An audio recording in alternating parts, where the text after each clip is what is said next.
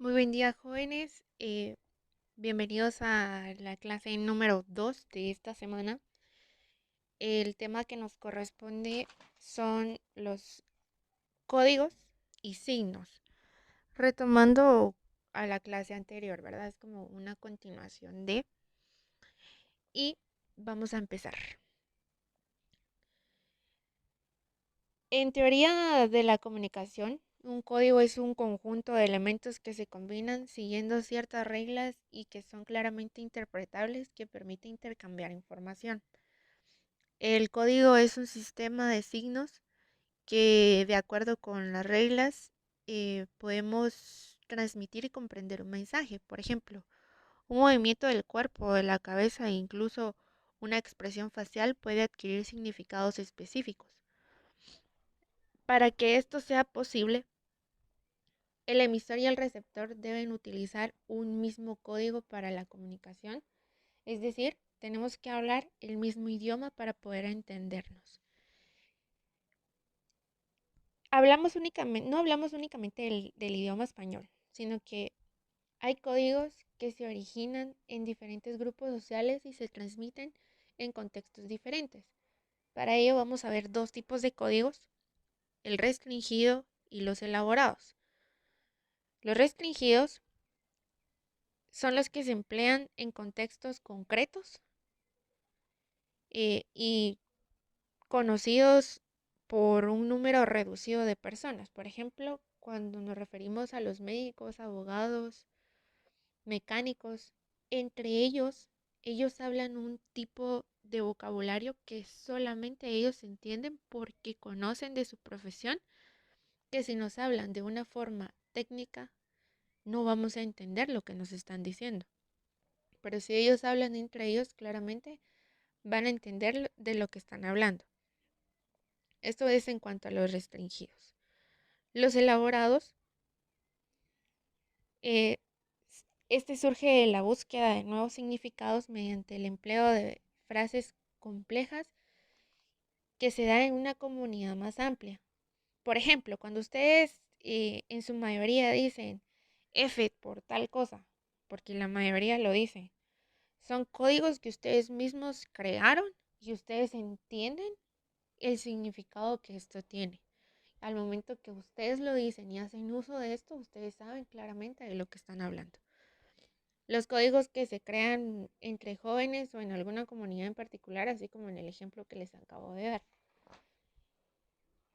Tenemos también que los sonidos podrían tomarse como un código. El sonido, el sonido puede convertirse en código siempre y cuando el emisor y el receptor le den un significado en especial.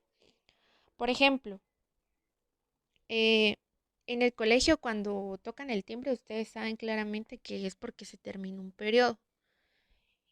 Pero si suena varias veces, tiene un significado por la cantidad de veces que suena y ustedes ya saben lo que esto les está alertando o lo que esto les quiere decir. Entonces, esto va con las características de la voz. Esto era en cuanto al sonido, que era lo que les decía, y que tiene dos componentes, el ritmo, que es la frecuencia de repetición o intervalos regulares de un sonido. El timbre es la cualidad del sonido producido por un determinado agente sonoro. Por ejemplo, la voz de las personas entre sus compañeros. Si ustedes cierran los ojos y alguien de sus compañeros habla, ustedes saben claramente quién es la persona que está hablando sin necesidad de verla porque ustedes ya identifican esos timbres. Y los timbres debemos tener claro que son propios de una persona. Nunca va a haber un timbre igual. De decir, ay, se me confunde la voz. O sea, si se le confunde es porque no lo conoce perfectamente. Pero a esto nos referimos con los timbres de la voz. Las características de la voz humana tenemos como el primero variaciones de frecuencia. La entonación que usemos, por ejemplo, se puede transformar en una afirmación, en una interrogación, solo por la entonación que nosotros le demos. Podemos cambiar totalmente la intención de mi mensaje de acuerdo si yo lo digo con qué tipo de entonación lo estoy transmitiendo. El número 2, la intensidad o volumen, que esta depende de las circunstancias, desde la voz murmurada, perdón, hasta el grito, ¿verdad? El número 3, el timbre. Es el sonido único de la voz de una persona, como les decía anteriormente. Con esto se puede identificar una persona y, bueno, era el ejemplo que yo les di antes. Y 4, la velocidad. Con las variaciones de velocidad podemos determinar un estado de ánimo. Si yo hablo muy lento y, y pareciera que hablo con pereza, puedo decir que quizás estoy triste, pero si hablo más alegre, quiere decir que estoy entusiasmada y yo les puedo transmitir este entusiasmo que yo tengo o esa tristeza que yo tengo. Si hablo muy bajo y muy despacio, quizás les puedo dar pereza, pero si yo hablo con más alegría y más entusiasmo, les puedo transmitir esto, ¿verdad? Bueno, si se dan cuenta es muy sencillo este tema y va en relación con el tema anterior. Entonces, em, la tarea que les va a quedar sería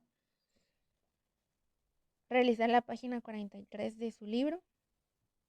eh, y necesito que por favor copien esta tablita que está acá. Este es un cuadro comparativo para aclarar qué es un cuadro comparativo. Un cuadro comparativo es poner en una tabla dos temas y ver qué es lo que tienen en común. Entonces aquí está la información del código restringido y el código elaborado. Y al tener las dos definiciones y características, yo puedo comparar qué tienen en común, en qué se parecen. Y necesito que esto lo copien en su cuaderno, en una tablita. Y acá está la página que deben realizar. Si en dado caso no tienen libro, pues acá pueden ver lo que deben hacer. Se trabajan los 4 niveles. Por si tenían duda, todo lo de esa página se realiza. Ya saben que estoy a las órdenes para cualquier duda.